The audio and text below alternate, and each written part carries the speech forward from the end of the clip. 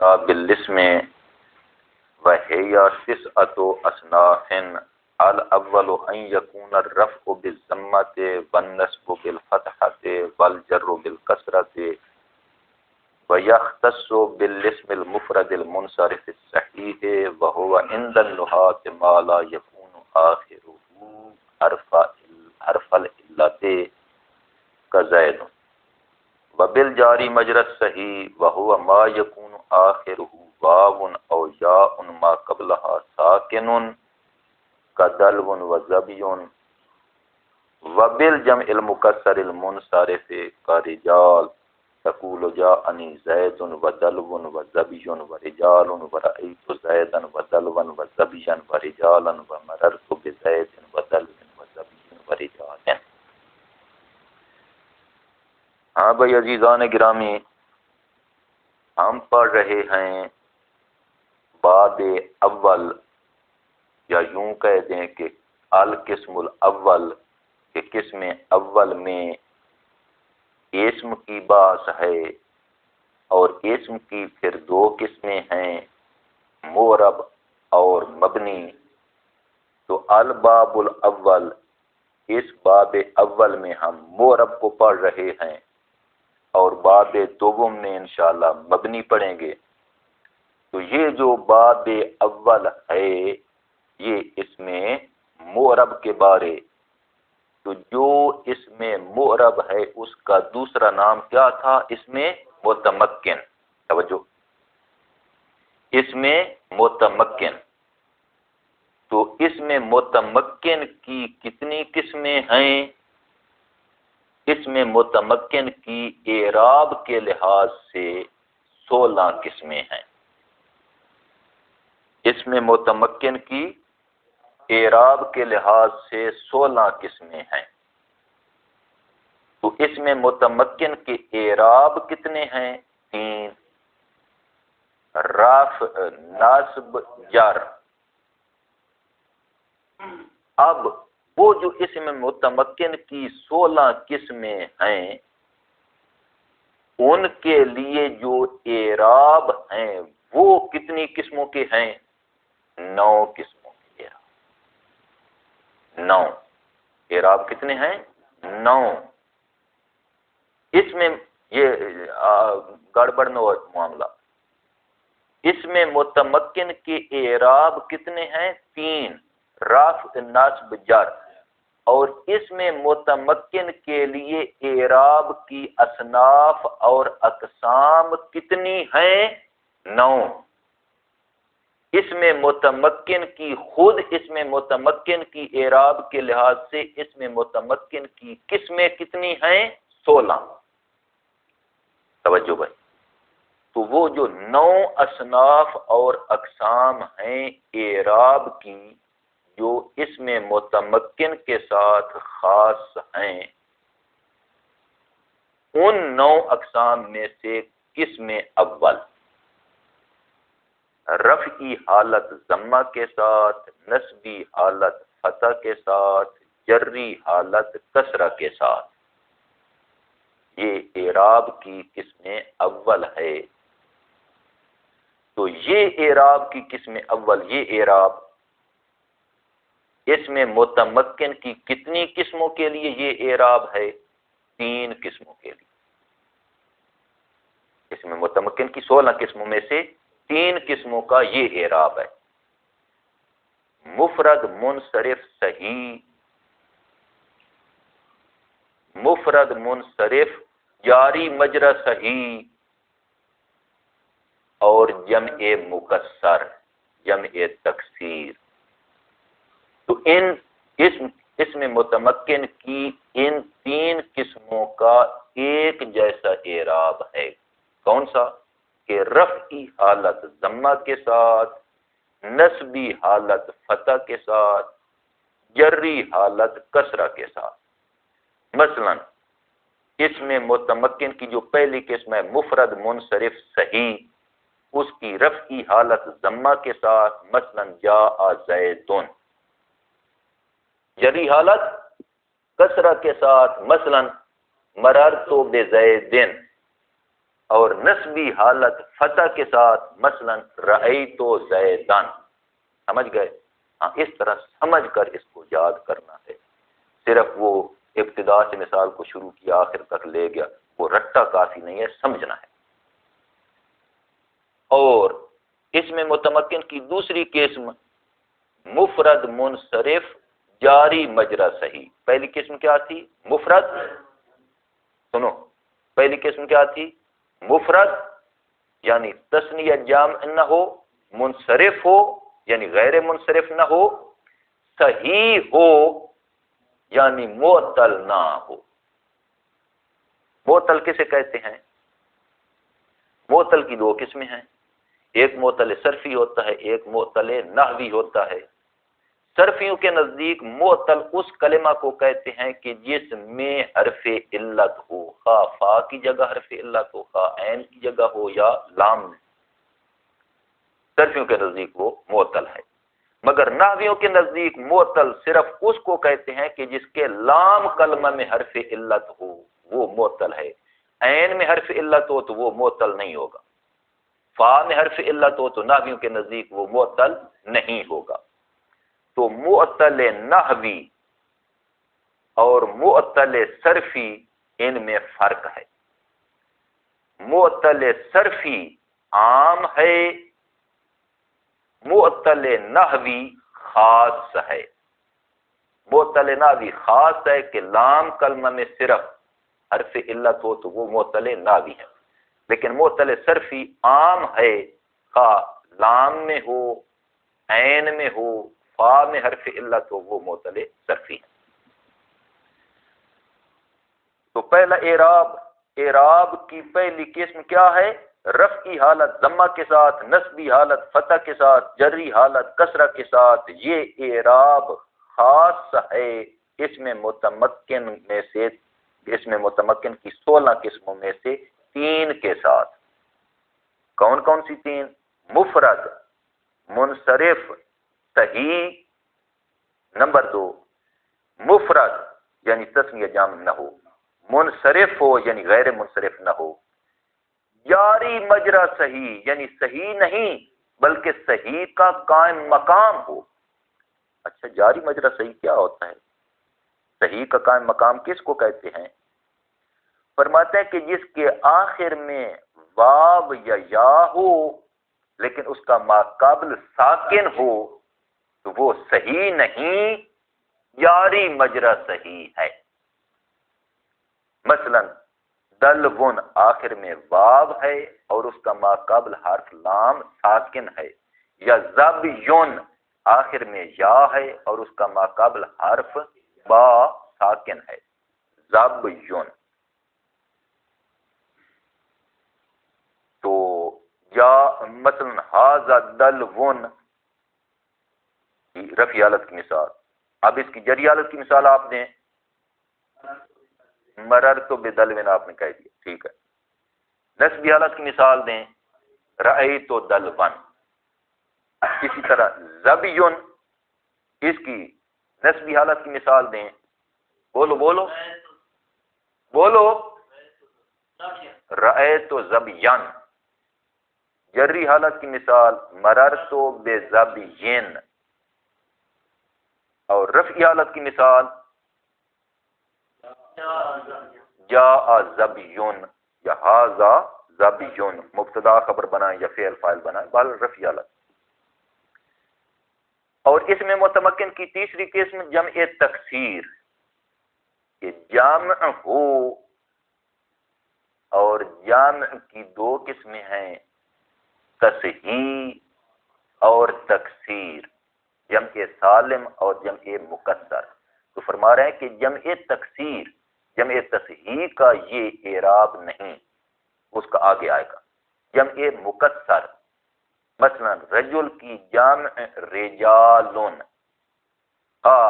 یہ جمع مکسر مذکر کی ہو مثلا رجالون، یا مؤنث کی ہو مثلا حنودن، ہندن کی جمع حنود۔ تو خواہ مذکر کی جمع تکسیر ہو، خواہ مؤنث کی جمع تکسیر ہو، اس کا یہی اعراب ہے۔ مثلا جاء رجال رأیت رجالا، نسبی حالت رأیت رجالا، اور جری حالت کی مثال مررت برجال، یا مثلا حنود، یہ بھی جمع مکسر ہے، اس کی جری حالت کی مثال دیں مررت بحنود، رفعی حالت کی مثال دیں حنودن، ہؤلاء حنودن، نسبی حالت کی مثال رأیت حنودن۔ تو اب دوسرا اعراب، یعنی اعراب کی دوسری قسم، یہ تو تھی نا اعراب کی پہلی قسم جو اس میں متمکن کی 16 قسموں میں سے 3 کے ساتھ مختص ہے۔ اب اعراب کی دوسری قسم کہ رفعی حالت ضمہ کے ساتھ، رفعی حالت ضمہ کے ساتھ، جری حالت کسرہ کے ساتھ، ہی میں نے نسبی نہیں کہی، جری کہی ہے، پھر سنیں، رفعی حالت ضمہ کے ساتھ، جری حالت کسرہ کے ساتھ، اور نسبی حالت بھی کسرہ کے ساتھ۔ یہاں نسبی حالت جو ہے نا کسرہ کے ساتھ، یہاں یہ اعراب نیابتی ہوگا۔ اعراب کی سن لیں، اعراب کی 2 قسمیں ہوتی ہیں، ایک اعراب بالاصالہ ہوتا ہے اعراب اصلی، اور ایک اعراب بالنیابہ ہوتا ہے یعنی اعراب نیابتی۔ تو جری حالت کسرہ کے ساتھ ہونا یہ اصل کے مطابق ہے، رفعی حالت ضمہ کے ساتھ ہونا یہ بھی اصل کے مطابق ہے، مگر نسبی حالت کسرہ کے ساتھ ہونا، یہاں کسرہ جو ہے یہ نائب ہوگا فتح کا، کیونکہ نسبی حالت اصل میں کیا ہے فتح کے ساتھ ہونی چاہیے، لیکن جب یہاں نسبی حالت کسرہ کے ساتھ ہوگی وہاں کسرہ گویا کہ فتح کا نائب ہوگا، تو یہ اعراب بالنیابتی۔ تو نتیجہ یہ ہوا کہ 2 قسمیں اعراب کی بالاصالہ ہیں، اصلی ہیں، اور ایک قسم نیابتی ہے، یعنی رفعی حالت اور جری حالت اصل کے مطابق ہے، مگر ایک صورت نسبی حالت وہ نیابتی ہے۔ اور یہ اعراب اس میں متمکن کی 16 قسموں میں سے ایک قسم کے ساتھ مختص ہے۔ وہ کون سی قسم؟ جمع مؤنث سالم۔ یہ اعراب کس کا ہے؟ جمع مؤنث سالم کا، کہ رفعی حالت ضمہ کے ساتھ، مثلا جاءتنی مسلماتن، یا کہہ لیں ہنہ مسلماتن، اور جری حالت کسرہ کے ساتھ مررت بمسلماتن، اور نسبی حالت بھی کسرہ کے ساتھ، مثلا رأیت مسلماتن، قاعدہ کے مطابق ہونا چاہیے تھا رأیت مسلماتن، لیکن نہیں، کیونکہ یہ جمع مؤنث سالم ہے اس کا اعراب نسبی حالت کسرہ کے ساتھ ہوتی ہے، تو یہاں کسرہ فتح کا نائب ہے۔ تیسری صنف، اس میں متمکن کی جو 16 قسمیں ہیں ان کے اعراب کی اقسام کتنی؟ 9۔ تو ان 9 اصناف اور اقسام اعراب میں سے تیسری صنف اور تیسری قسم رفعی حالت ضمہ کے ساتھ، یہ اپنے اصل کے مطابق، نسبی حالت فتح کے ساتھ، یہ بھی اپنے اصل کے مطابق ہے، مگر جری حالت فتح کے ساتھ، چونکہ جری حالت اصل کسرہ کے ساتھ ہونی چاہیے تھی مگر یہاں کسرہ کے ساتھ نہیں ہے، فتح کے ساتھ ہے، تو یہاں جری حالت میں اعراب نیابتی ہے، رفعی اور نسبی حالت میں اصلی، جری حالت میں اعراب نیابتی۔ تو یہ اعراب کی جو قسم ہے یہ اس میں متمکن کی 16 اقسام میں سے غیر منصرف کے ساتھ مختص ہے۔ یہ غیر منصرف کا اعراب کیا ہوتا ہے؟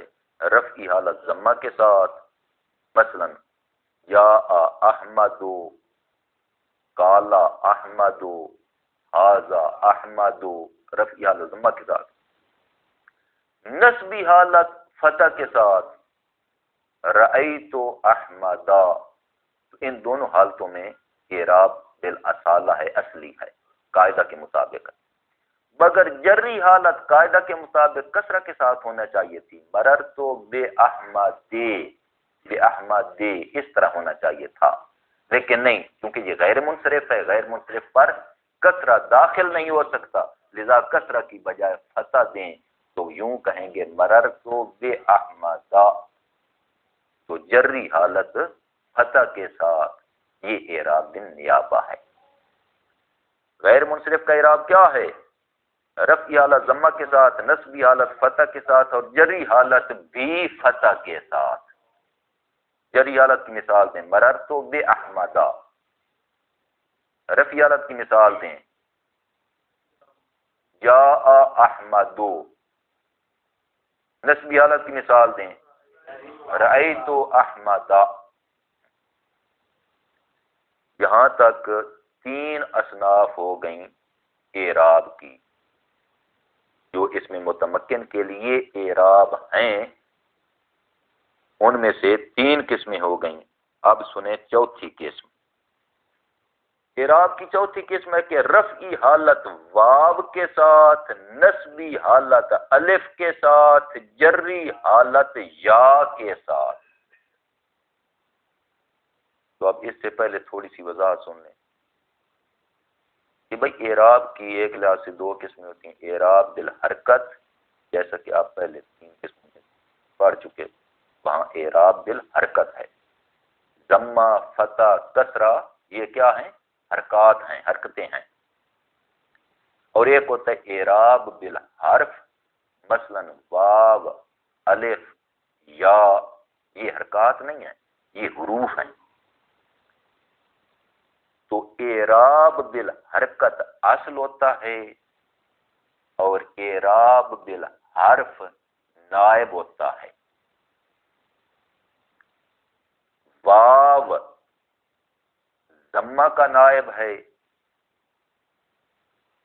الف فتح کا نائب ہے، اور یا کسرہ کا نائب ہے۔ یہ جو اعراب ہے کہ رفعی حالت واو کے ساتھ، نصبی حالت الف کے ساتھ، جری حالت یا کے ساتھ، اعراب کی یہ قسم اس میں متمکن کی 16 قسموں میں سے اسماء ستہ کے ساتھ مختص ہے۔ اسماء ستہ، یہ اعراب کس کا ہے؟ اسماء ستہ کا ہے، البتہ 4 شرطوں کے ساتھ۔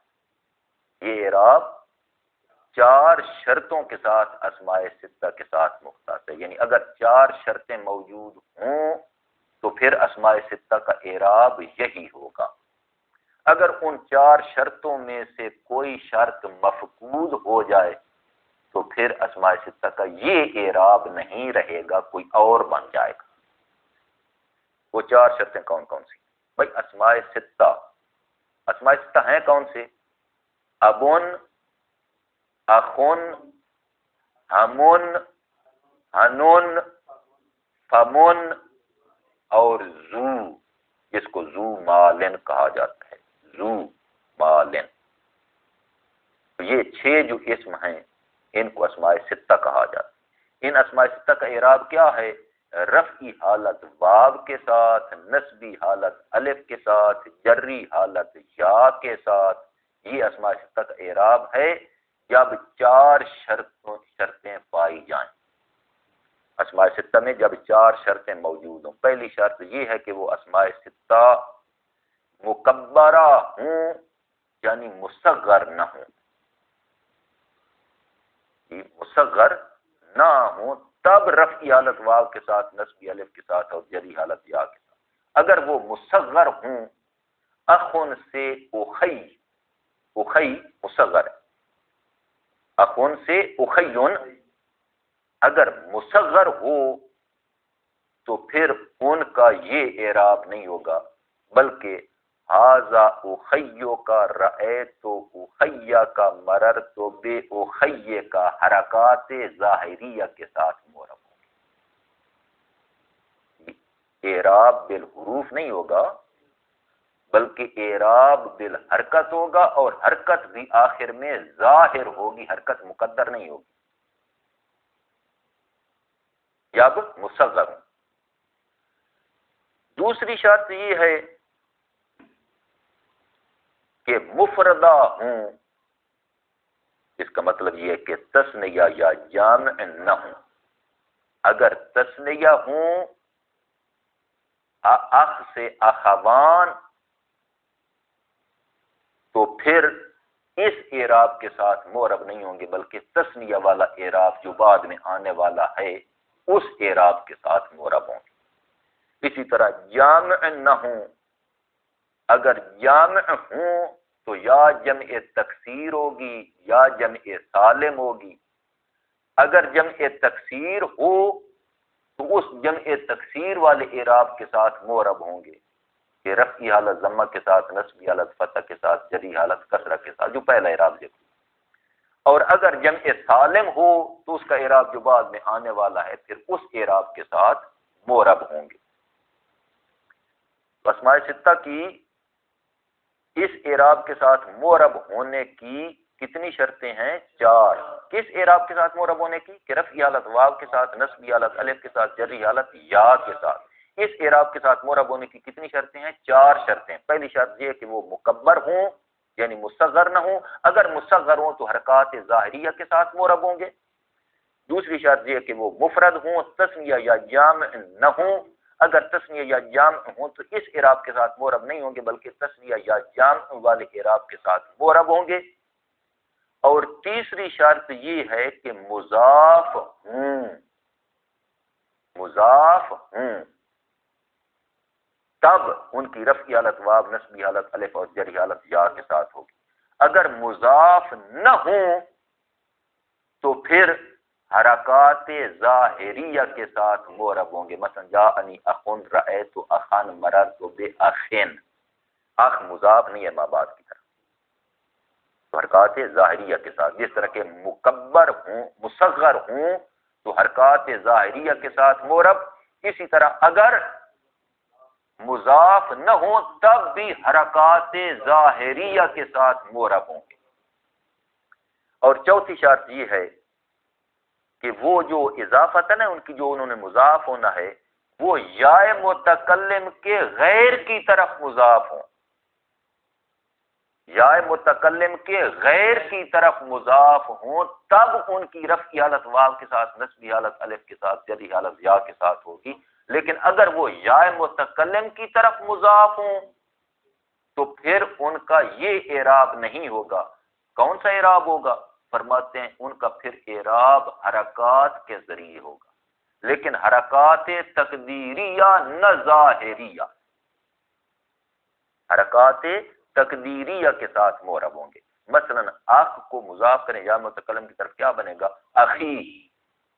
تو جاء اخی، رأیت اخی، مررت باخی. جو آگے بعد میں اعراب آنے والا ایک کہ غیر جمع مذکر سالم جو یا متکلم کی طرف مضاف ہو تو اس کا اعراب تینوں حالتوں میں تقدیری حرکات کے ساتھ ہوتا ہے. اب واضح ہو گیا یہاں تک؟ بھئی اسماء ستہ کا اعراب کیا ہے؟ رفعی حالت واو کے ساتھ، نصبی حالت الف کے ساتھ، جری حالت یا کے ساتھ. یہ کب ان کا اعراب ہوگا؟ جب 4 شرطوں کے ساتھ مشروط ہوں. کون کون سی 4 شرطیں؟ پہلی شرط یہ ہے کہ وہ مکبر ہوں، مصغر نہ ہوں. دوسری شرط یہ ہے کہ وہ مفرد ہوں، تثنیہ یا جامع نہ ہوں. تیسری شرط یہ ہے کہ وہ مضاف ہوں، غیر مضاف نہ ہوں. اور چوتھی شرط یہ ہے کہ ان کی اضافت یا متکلم کے علاوہ کسی اور شے کی طرف ہو، یا متکلم کی طرف نہ ہو. تب اس اعراب کے ساتھ معرب ہوں گے. اگر جائے متکلم کی طرف مضاف ہوں تو پھر ان کا اعراب کیا ہوگا؟ تینوں حالتوں میں تقدیری حرکات کے ساتھ ہوگا. صرف تقدیری نہیں کہنا، تقدیری حرکات کے ساتھ. کیونکہ صرف تقدیری کہہ دیا جائے تو یہ مجمل ہے کہ تقدیری حروف کے ساتھ ہوگا یا تقدیری حرکات کے ساتھ ہوگا. تو اس لیے کہنا ہے کہ تقدیری حرکات کے ساتھ ہوگا. اگر وہ تثنیہ یا جامع ہوں تو پھر ان کا یہ اعراب ہوگا جو بیان ہوا ہے؟ نہیں. کون سا اعراب ہوگا؟ اگر تثنیہ ہیں تو تثنیہ والا اعراب ہوگا، اگر جمع ہیں تو جمع والا ہوگا۔ اور ان کے لیے ایک شرط یہ تھی کہ وہ مضاف ہوں، اگر مضاف نہ ہو تو پھر ان کا اعراب کیسے ہوگا؟ حرکات ظاہریہ کے ساتھ ہوگا، جاء اخن رأیت اخن مررت باخن۔ اور ایک شرط یہ تھی کہ وہ مکبر ہوں، اگر وہ مصغر ہوں تو پھر ان کا اعراب کیسا ہوگا؟ حرکات ظاہریہ کے ساتھ ہوگا، ظاہری حرکات کے ساتھ، یا اخیک رأیت اخیک مررت باخیک۔ اب یہ جو اسماء ستہ ہیں کتنے ہیں؟ 6۔ ان میں سے جو ذو ہے نا، ذو، وہ ہمیشہ اس میں جنس کی طرف مضاف ہوتا ہے،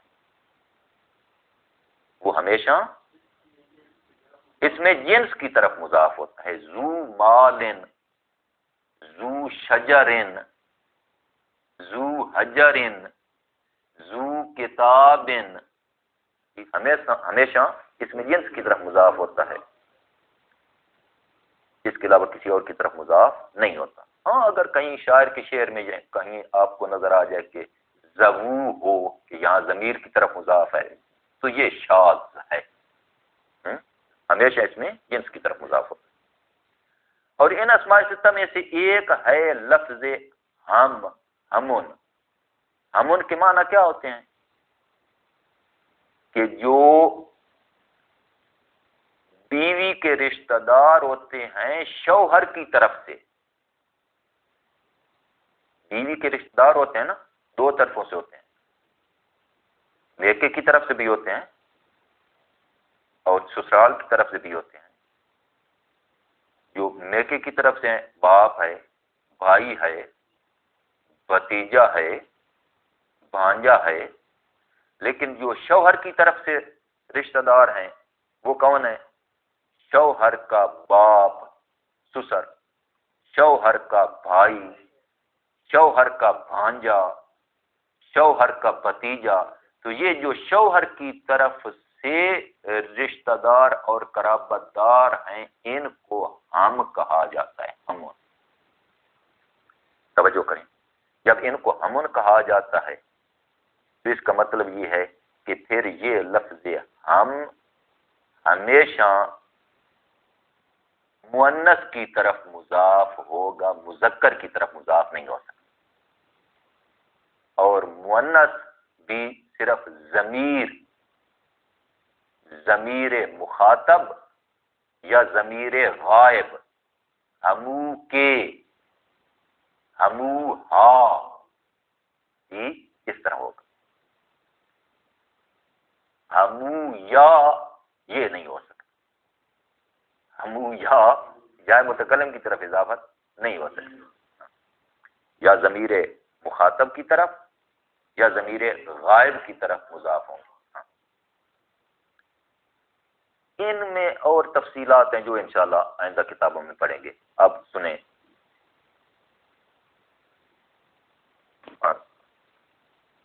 اچھا آگے توجہ بھائی، ٹھیک ہے، ہاں جی سنیں بھائی، یہ جو اس میں متمکن کے لیے اعراب کی 9 اقسام ہیں، ان میں سے 5ویں قسم رفعی حالت الف کے ساتھ، نصبی اور جری حالت یا کے ساتھ۔ ایک بار پھر سنیں، رفعی حالت الف ما قبل مفتوح کے ساتھ، نصبی اور جری حالت یا ما قبل مفتوح کے ساتھ۔ یہ 5ویں قسم ہے اعراب کی۔ یہ اعراب کس کا ہوتا ہے؟ یہ اس میں متمکن کی 3 قسموں کے ساتھ اعراب مختص ہے۔ اس میں متمکن کی 16 اقسام میں سے 3 قسموں کے لیے یہ اعراب ہے۔ کون کون سی تین قسمیں؟ تثنیہ، کلا اور کلتا، جی ہاں ہاں ٹھیک ہے، جب ضمیر کی طرف مضاف ہوں، کلا اور کلتا، ہاں تو یہ اعراب مختص ہے اسم متمکن کی تین قسموں کے ساتھ۔ کون سی تین قسمیں ہیں؟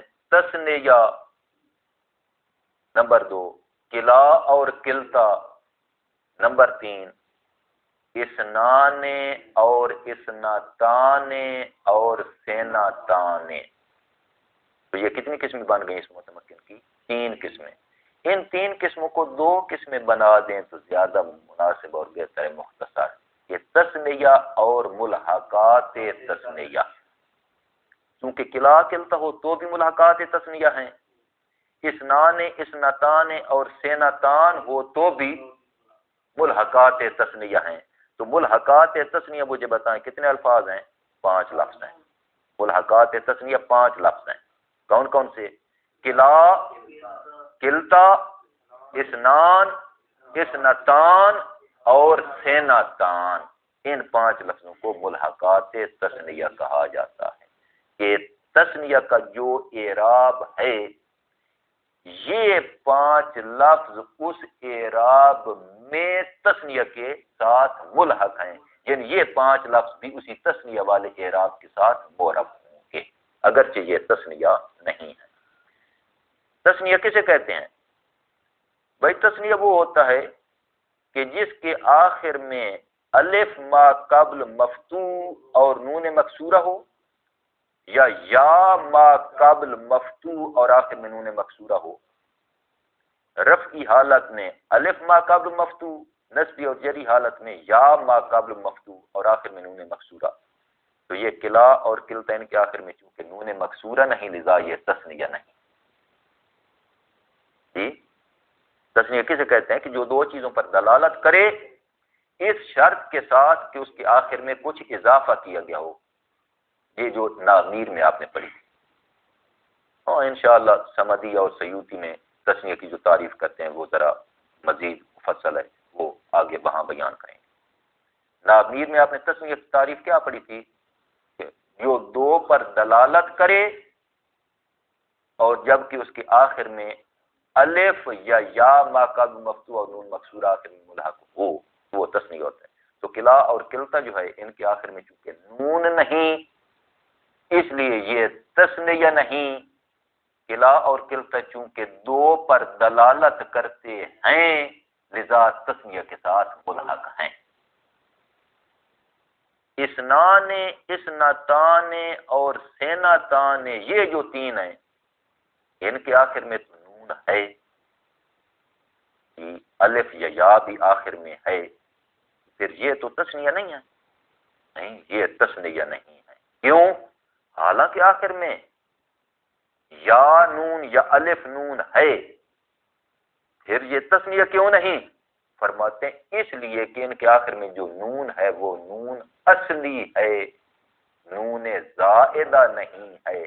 حالانکہ جو تثنیہ کی تعریف ہم نے ناظمین میں پڑھی تھی وہ یہ تھی کہ جس کے آخر میں الف نون کو یا نون کو زیادہ کیا گیا ہو، یعنی نون زائدہ ہو، لیکن ان کے آخر میں جو نون ہے وہ نون اصلی ہے، زائدہ نہیں ہے، لذا یہ بھی تثنیہ نہیں ہے۔ واضح ہو گیا مطلب؟ اچھا تو بھئی یہ اعراب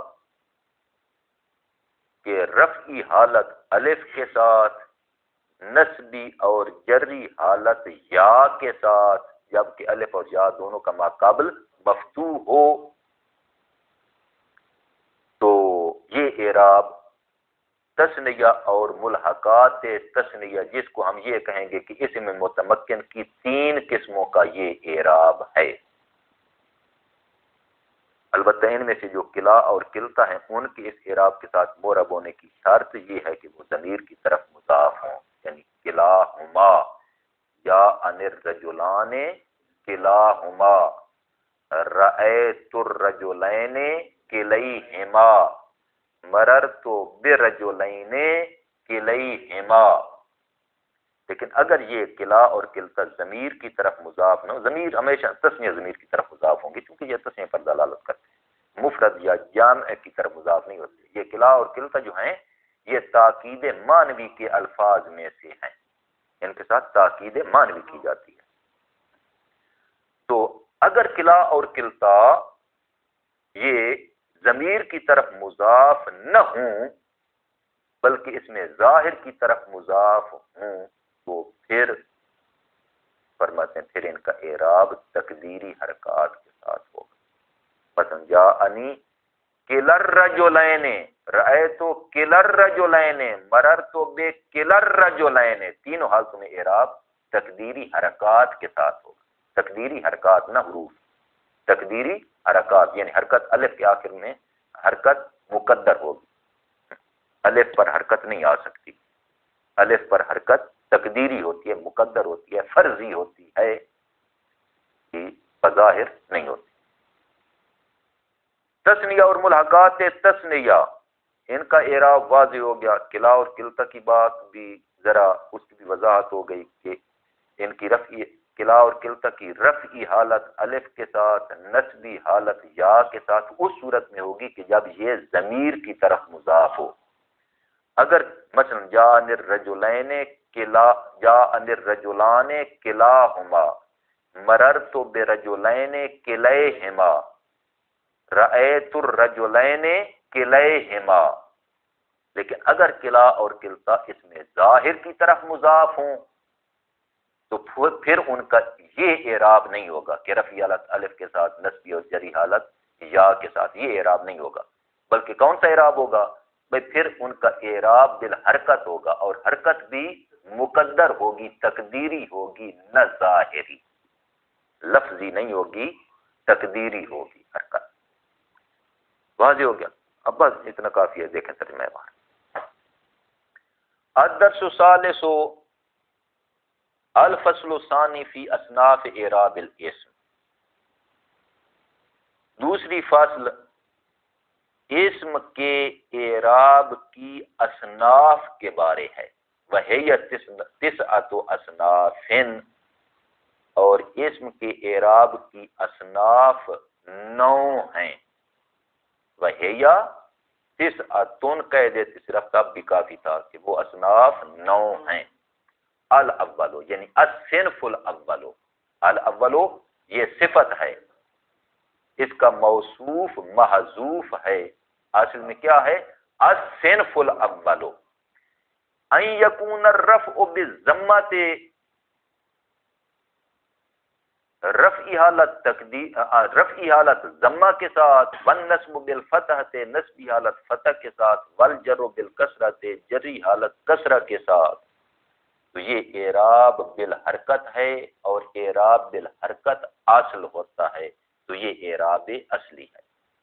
تو یہ اس میں متمکن کی کس قسم کے ساتھ مختص ہے؟ فرماتے ہیں ایک نہیں 3 قسم کے ساتھ مختص ہے. وَيَخْتَصُ بِالِاسْمِ الْمُفْرَدِ الْمُنْصَرِفِ الصَّحِيحِ، یہ اعراب مختص ہے اس میں مفرد کے ساتھ، مفرد ہو اسم، تثنیہ جمع نہ ہو، منصرف ہو، غیر منصرف نہ ہو، صحیح ہو، معطل نہ ہو. وَهُوَ عِنْدَ النُّحَاةِ، صحیح نحویوں کے نزدیک کسے کہتے ہیں؟ مَا لَا يَكُونُ آخِرُهُ حرف العلت، کہ جس کا آخر حرف علت نہ ہو. کا زید، مثلا زید جو ہے اس کے آخر میں حرف علت نہیں ہے، درمیان میں حرف علت ہے لیکن یہ معطل نہیں شمار ہوگا، صحیح شمار ہوگا. وبالجاری مجرى صحیح، اور یہ اعراب مختص ہے جاری مجرى صحیح کے ساتھ، یعنی صحیح نہ ہو، مفرد ہو، منصرف ہو، لیکن صحیح نہ ہو، صحیح کا قائم مقام ہو، صحیح جیسا ہو، مثل صحیح ہو، جاری مجرى صحیح ہو. جاری مجرى صحیح کسے کہتے ہیں؟ ہو ما یکون آخرہ واو او یاء ما قبلها ساکن. جاری مجرى صحیح وہ ہوتا ہے کہ جس کا آخر واو ہو یا یا ہو، جبکہ اس واو یا یا کا ما قبل ساکن ہو. ما قبل ہا ساکنن، کہ ما قبل ہا کی بجائے اگر ما قبل ہما کہہ دیتے تو یہ بہتر تھا. کہ اس واو یا ان دونوں کا ما قبل ساکن ہو. ما قبل ہا کی بجائے کیا بہتر ہے؟ ما قبل ہما. یا یوں کہہ دیتے ما قبل ہو ساکنون، ما قبل ہو، تو پھر ہو ضمیر کا مرجع کون ہوتا؟ آخر. هو ما یکون آخر ہو واون او یاء ما قبل ہو ساکنون، کہ جس کا آخر واو یا یا ہوتا اور اس آخر کا ما قبل ساکن ہو.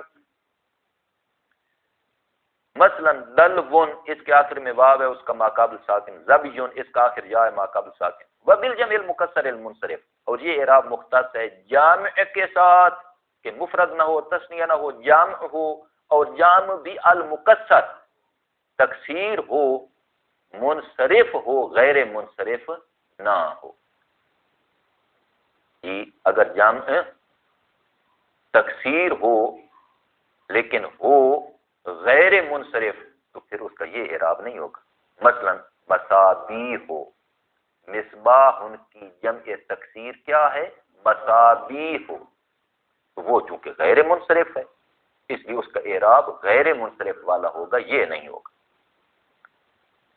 اسی طرح درہم کی وہ دینار کی جمع دنانیر، مسجد کی جمع تکسیر مساجد وغیرہ.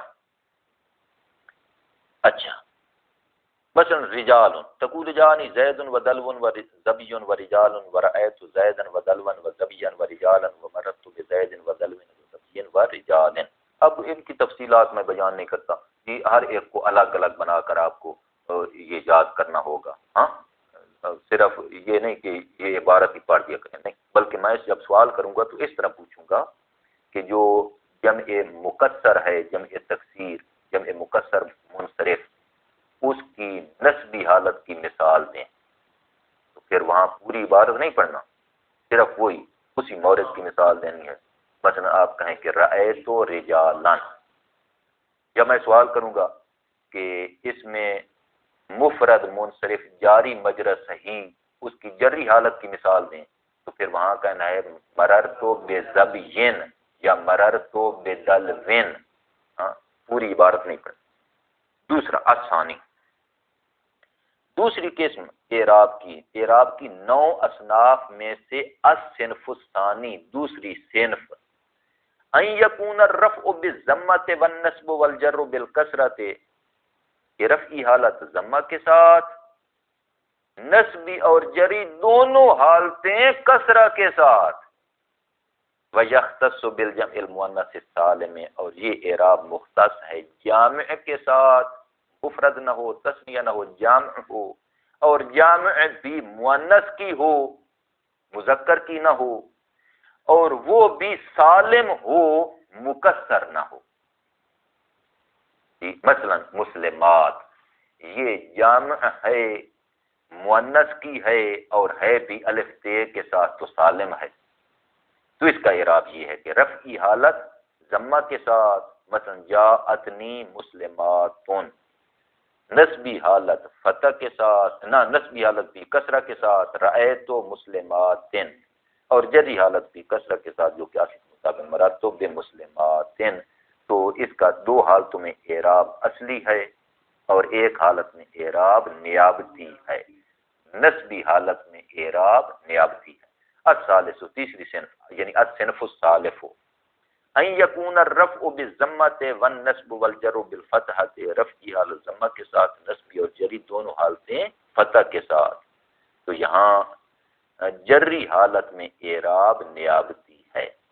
فیختص بغیر المنصرف، یہ اعراب مختص ہے غیر منصرف کے ساتھ. مثلا عمر، تقول جاءنی عمر ورأیت عمرا مررت بعمرا.